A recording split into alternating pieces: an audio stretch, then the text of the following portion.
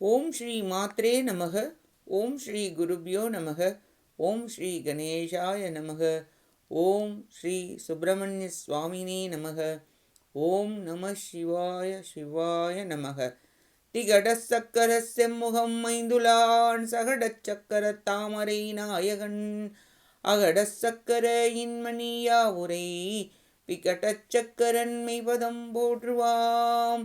அருவமும் உருவும் ஆகி அனாதியாய் பலவாய் ஒன்றாய் பிரம்மமாய் நின்ற ஜோதி பிழம்பு அதுவோர் மேனியாக கருணை கூர் முகங்கள் ஆறும் கரங்கள் 12 கொண்டே ஒரு திருமுருகன் வந்தாங்கு உதித்தனன் உலகம் உய்ய.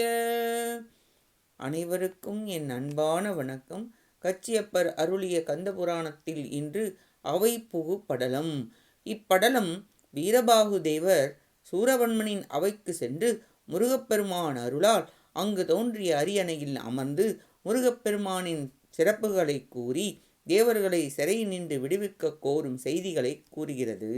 வீரபாகு தேவர் ஜெயந்தனையும் மற்ற தேவர்களையும் தேற்றி நல்லாசி கூறி சிறையிலிருந்து புறப்பட்டு அகழியை கடந்து 10,000 வெள்ளம் உடைய 4 வகை படைகளையும் கடல் போன்ற மக்கள் கூட்டம் சூழ்ந்துள்ள உயரமான மதிலின் முன்பு சென்றார். மதிலின் மேல் அடர்ந்த காடுகள் போல் கொடிகள் கட்டப்பட்டிருந்தன. மதிலின் முன்பு பெரிய கோபுரம் இருந்தது. கிரௌஞ்ச மலையை போன்றும் விந்திய மலையைப் போலும் உயர்ந்து கோபுரம் விளங்கியது. உயரமான பல தூண்களும் பொன்னால் கட்டப்பட்டு நவரத்தினங்கள் பதிக்கப்பட்டும் அக்கோபுரம் ஒளியுடன் விளங்கியது. அக்கோபுரத்தின் மேல் பறக்கும் கொடிகளின் அசைவில் எழும் ஓசை பாம்பு சீறியது போல் ஒலித்தது.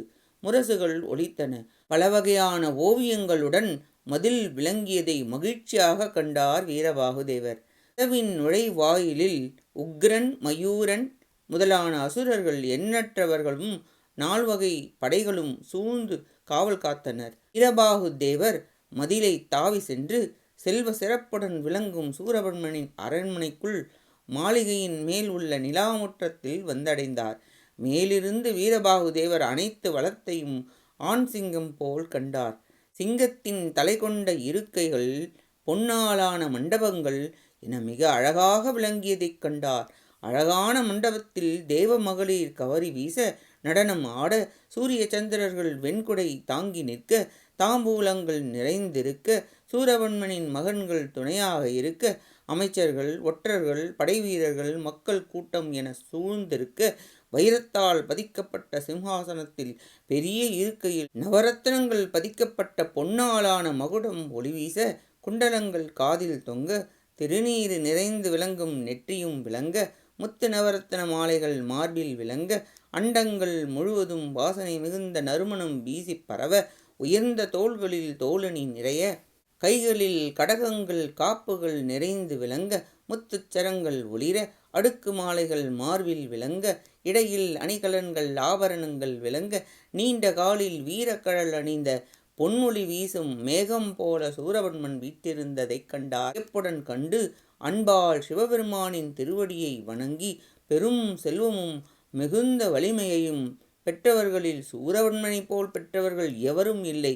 இவன் தவம் எவ்வளவு உயர்ந்தது! எவ்வளவு கொடுத்துள்ளார் சிவபெருமான்! இத்தனை தந்தும் இவைகள் அனைத்தும் அழியுமாறு கொடுமை செய்கின்றானே! இது ஊழின் வினையின் வலிமையே என கூறினார். புத்தி இல்லாத தூக்கினாங்குருவி ஒளியுடைய கொல்லிக்கட்டையை மின்மினு பூச்சி என்று கருதி தன் கூட்டில் வைத்து கூடு தீப்பற்றி எரிய தானும் இறந்தது போல் இவன் இறக்கப் போகின்றானே! தேவர்களை சிறை வைத்த காரணத்தால் இந்திராணியை ஓட செய்த பாவம் இவன் இப்படி ஆகப் போகிறானே! மைந்தர்கள் சுற்றம் சூழ இறக்கப் போகிறானே என்றெல்லாம் இரக்கத்துடன் எதுவாகினும் சூரவன்மன் முன்பு செல்ல துணிந்து முருகப்பெருமானின் திருவடிகளை மனத்தில் நினைத்து எழுந்தார். அத்தாணி மண்டபத்திற்குள் சென்றார். சூரவன்மனின் அருகில் சென்று சபையில் உள்ளோர்கள் காணுமாறு வலிமையான பேருருவம் கொண்டு வீரபாகு தேவர் நின்றார். ஒப்பற்ற பரம்பொருளாகிய சிவபெருமானின் புதல்வரான வெற்றி வேலை ஏந்திய முருகப்பெருமானின் தூதுவன் யான் என கூறி சூரவன்மனின் முன்னிலையில் நான் எளியவனாய் நிற்றலானது எம் தலைவர் முருகப்பெருமானின் பெருமைக்கு இழிவு தரும் என நினைத்தார். முருகப்பெருமானின் திருவடியை தியானிக்க 1000 கோடி சூரியர்கள் ஒன்று சேர்ந்தாற்போல் ஒளியுடைய இருக்கை விரைவில் வந்தது. முருகப்பெருமானின் திருவடிகளை துதித்து அவரை மனதில் நிறுத்தி அந்த மிக அழகான ஒளிரும் இருக்கையில் சபை நடுவில் அமர்ந்தார் வீரபாகுதேவர். அப்பொழுது மிக அழகான ஒப்பற்ற சிறந்த இருக்கையில் சிவபெருமானைப் போல் வீரபாகுதேவர் அமர்ந்து காட்சியளித்தார். இரண்யனை கொன்ற நரசிங்க பெருமானை அடக்க வந்த சரவப்பலவை வடிவத்தில் வந்த வீரபத்திரரைப் போல வீரபாகுதேவர் விளங்கினார்.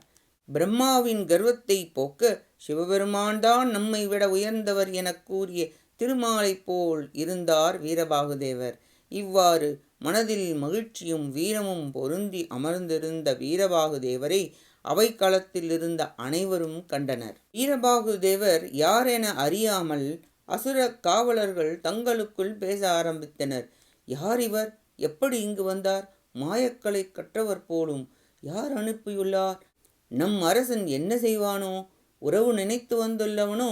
சிலர் அச்சம் அடைந்தனர். இவர் சிவபெருமானோ? திருமாலோ? பிரம்மாவோ? சிறந்த முனிவனோ? தேவர்களின் சிறந்தவனோ? தாரகனை கொன்றவனோ? இறந்த தாரகனே திரும்ப உயிர் பெற்று மாயமாய் வந்துள்ளானோ என்றெல்லாம் அவரவர் எண்ணங்களை கூற ஆரம்பித்தனர்.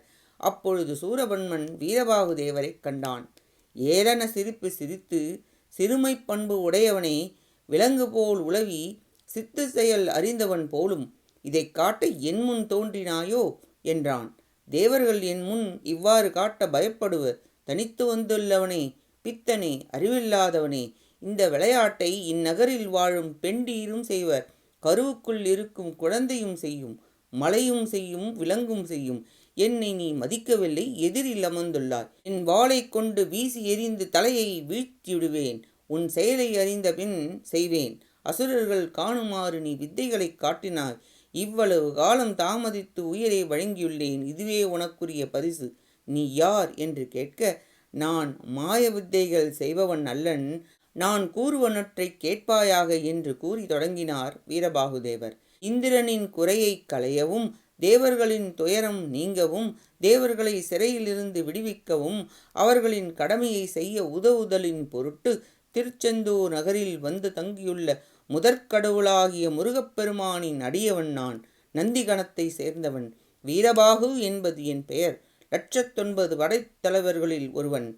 தாரகனையும் கிரௌஞ்சமலையையும் அழித்த வேலை ஏந்திய ஆறுமுகப் பெருமான் எம்மை தூதனாக பெருங்கருணையுடன் அனுப்பியுள்ளார் என்றார் வீரபாகுதேவர். தூதுவனாக அனுப்ப காரணம் கேட்டான் சூரபன்மன். தேவர் உலகத்தை தீக்கிரையாக்கினாய். இந்திரனை துரத்தினாய். தேவர்களை துன்புறுத்தினாய். தேவர்களை சிறைப்பிடித்துள்ளாய். இதற்கு காரணம் என்ன என்று முருகப்பெருமான் கேட்டருளினார். முருகப்பெருமான் நிலவுலகத்துக்கு அளவற்ற பூதப்படைகளுடன் வந்துள்ளார். உன் தம்பி தாரகனையும் கிரௌஞ்சமலையையும் அழித்து விட்டார். உன்னையும் விரைவில் கொள்ள எண்ணினார். உன்னிடம் கொண்ட கருணையால் சில செய்திகளை என்னிடம் சொல்லி அனுப்பினார். அவற்றை கேட்பாயாக. காசிப முனிவர் உன் தந்தை. அவரது புதல்வர்கள் தேவர்கள். அவர்களை சிறையில் அடைப்பது முறையோ? வேத நெறியினின்று தவறினா பல தேவர்களை கொடுமைப்படுத்துகின்றாய். மற்றவர்களுக்கு துன்பம் செய்து வாழ்பவர்கள் செல்வம் இழந்து துன்பம் அடைந்து இறப்பர். நரகத்திற்கு செல்வர். உயர்கதி அடைய மாட்டார்கள். தாரகனிடம் செலுத்திய வேலை உன்னிடம் செலுத்தினால் நீ மாண்டு போயிருப்பாய். அப்படி செய்யாமல் அறவழியில் நடக்க காலதாமதம் செய்கிறார். பல யுகங்களாக தேவர்களை சிறைப்படுத்துள்ளாய். அவர்களை விடுவித்தால் நீ உய்வு பெறுவாய். மறுத்தால் அழிவது உறுதி. தவத்தால் பெற்ற அனைத்தும் அழியும். தேவர்களை சிறையிலிருந்து விடுவித்தால் செல்வ வளத்துடன் சுற்றத்துடனுடன் நீ நீண்டகாலம் வாழ்வாயாக. ஈயவில்லை எனில் உன்னை கொல்வது உறுதி. இதை கேட்டதும் சூரபன்மன் தீப்பொறி பறக்கும் கண்களையும் சினத்துடன் கைகளையும் தட்டி சிரித்து, 1008 அண்டங்களுக்கும் ஒரே அரசனான தலைவனான என் முன் பற்கள் முளைக்காத மழைமொழி பேசும் சிறுவன் அறிவுரை கூறுகிறானோ? எதிர்த்து பேசுவதா? வலிமையானவர்கள் அசுரர்கள். எம் இனத்தவர்களின் முறைமையான செயலையே செய்தேன். என் தம்பியை கொன்றவனை அழிக்காமல் விடமாட்டேன். அறியாமையினால் என் வலிமை தெரியாமல் பேசுகிறாய். ஒரு சிறுவனுக்காக தூது வந்துள்ளாய். நான் உயிர் பிச்சை அளிக்கிறேன். பிழைத்து செல்வாயாக என்றான் சூரபன்மன்.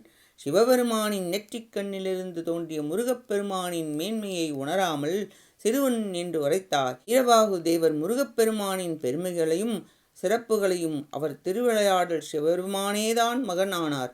6 முகங்களும் 12 தோள்களும் கொண்டு சிவபெருமானே முருகப்பெருமான், வேறுபட்டவர் அல்லர் என்று கூறினார். அவர் திருவடியை பணிந்தால் உய்வு பெறலாம், இல்லையேல் அழிவது நிச்சயம்.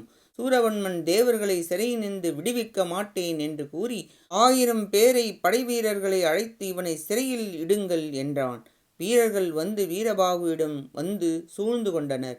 1000 பேரின் தலைமயிரை பிடித்து சபையின் நிலத்தில் அடித்து உயிரை பறித்தார். கடைசியாக வீரபாகு தேவர், எம் பெருமானின் நீண்டவேல் உன்னை இனி கொல்லல் உறுதி. 5 புலன்களால் இறப்பதற்கு முன் விரும்பியதை நுகர்ந்துகொள், நான் வருகிறேன் என்று கூறினார். சிங்கம் போல் வலிமை மிகுந்த வீரபாகு தேவர் இவ்வாறு கூறியதும் அரியணை மேலே எழுந்து விண்ணில் சென்று மறைந்தது. வீரபாகு தேவர் வெளியே சென்றார் என கூறி அவை புகு படலம் நிறைவடைகிறது. அடுத்த பதிவில் சதமுகன் வதை படலம் பற்றி பார்ப்போம். கேட்ட அனைத்து நல்லுள்ளங்களுக்கும் நன்றியும் வணக்கமும் கூறி விடைபெறுகிறேன். 3000 முகங்கள் போற்றி முகம்பொழி கருணை போற்றி, ஏவரும் துதிக்க நின்ற 6 தோள்கள் போற்றி, காஞ்சி மாவடி வைகும் செவ்வேல் மலரடி போற்றி, அண்ணான் சேவலும் மயிலும் போற்றி, திருக்கைவேல் போற்றி போற்றி. 6 தடந்தோள் வாழ்க, 6 முகம் வாழ்க, வெப்பை கூறுசை தனிவேல் வாழ்க, குக்குடம் வாழ்க, செவ்வேள் ஏறிய மஞ்சை வாழ்க, யானைத்தன் அணங்கு வாழ்க, மாறிலா வள்ளி வாழ்க, வாழ்க சீரடியார் எல்லாம். வான்முகில் வழாது பெய்க மலிவலம் சுரக்க, மன்னன் கோன்முறை அரசு செய்க குறைவிலாத உயிர்கள் வாழ்க, நான்மறை அறங்கள் ஓங்க நட்டவும் வேள்வி மல்க, மேன்மைகொள் செய்வ நீதி விளங்குக உலகம் எல்லாம். வெற்றிவேல் முருகனுக்கு அரோகரா. காஞ்சி குமரகோட்ட முருகனுக்கு அரோகரா. நன்றி, வணக்கம். வேலும் மயிலும் துணை.